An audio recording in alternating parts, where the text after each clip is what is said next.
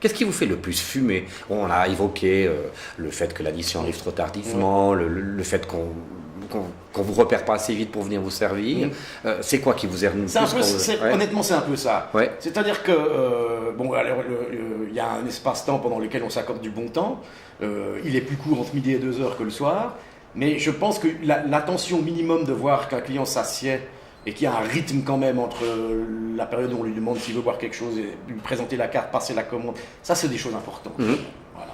Et le petit geste. Et puis alors évidemment, il y a ce qui m'en fout, c'est le personnel qui manifestement n'aime pas son métier. Il y en a.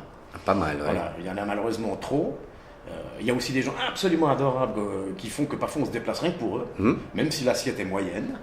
Et je pense que l'importance du personnel qui vous sert est capitale. Comme on le dit depuis toujours avec André Klopman, on préfère une assiette moyenne avec le sourire qu'une assiette top niveau où on vous tire la gueule. Ouais. Voilà.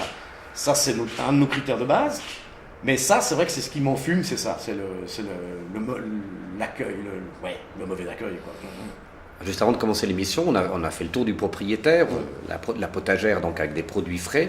Il y a des restaurants du coin qui se fournissent ici, mais on rencontre aussi sans doute le même problème à Genève, c'est que des bistrotiers ou des restaurateurs qui vont chercher chez le petit agriculteur ou le petit magasin, il y a de moins en moins pour des questions de fric ou bien... Oui et non. En même temps, il y a une telle tendance aujourd'hui, parce qu'on a parlé du hamburger, mais il y a une telle tendance au bio, aux produits frais. Le matin, il y a aussi le sans gluten. Le sans gluten, j'en ai vu pas mal. Hein, ça commence, nous, il y en a un ou deux qui figurent dans ce guide, mais c'est pas une obsession. Mais la manière de se nourrir, c'est une obsession pour beaucoup de gens. Vous n'avez qu'à voir à la télévision le nombre d'émissions de cuisine, quoi. Oui. Tous nos restaurateurs vont nous dire qu'ils prennent des produits frais. Tous. Oui.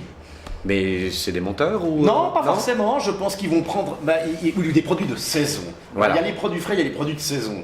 Il y a ce que vous offre le marché, ce que vous offre votre livreur en fruits et légumes. Voilà. Ils vont tous vous dire ça. La plupart du temps, c'est vrai, c'est plus ou moins vrai. Mais il y en a quand même qui recyclent un peu des trucs usagés, quoi, ou qui traînent. Notamment, ça se voit dans le plat du jour du vendredi où c'est le poisson d'il y a 3 jours. Ça, c'est connu. Mais on ne peut pas demander de faire 17 francs un poisson le vendredi, parce que c'est vendredi, quand c'est de la sole, de la ferra ou des choses comme ça. C'est pas possible. On comprend bien que c'est pas un poisson qui est du jour même. Et on sait que les grossistes livrent le vendredi pour le plat du jour des poissons qui ont 2 ou 3 jours. Mais ça va pas vous empoisonner non plus. Voilà. Simplement, ils seront un petit peu moins frais. Maintenant, c'est vrai qu'il y a une vraie tendance aux produits de saison. La plupart des gens ont 1 ou 2 fournisseurs à eux. Ça se voit bien pour la viande parfois, justement la viande locale. Et ça se voit bien pour les fruits et légumes. Voilà, ça se voit bien pour nos produits. Mais effectivement, ça coûte un peu plus cher. Et ça se sent quand même dans l'assiette, le goût, je pense que ça se sent, dans la plupart des cas. Ça se devine pas forcément à tous les coups. Par contre, on m'a beaucoup posé la question de savoir s'il y avait, en Suisse romande et à Genève en particulier, des cuisines préchauffées, enfin des plats préchauffés. C'est le grand débat en France, il faudrait l'indiquer sur la carte. Voilà. Alors, chez nous, on réchauffe parfois des fonds de sauce, mais je ne connais pas, en tout cas nous, dans ce guide, ne figure pas. On va toujours visiter la cuisine quand même, on va jeter un œil.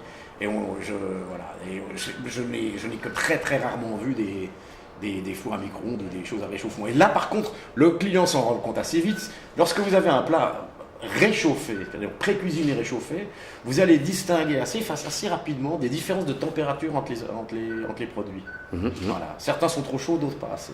Ça, c'est un critère. Mais honnêtement, dans le paysage genevois, ça ne se fait pas trop.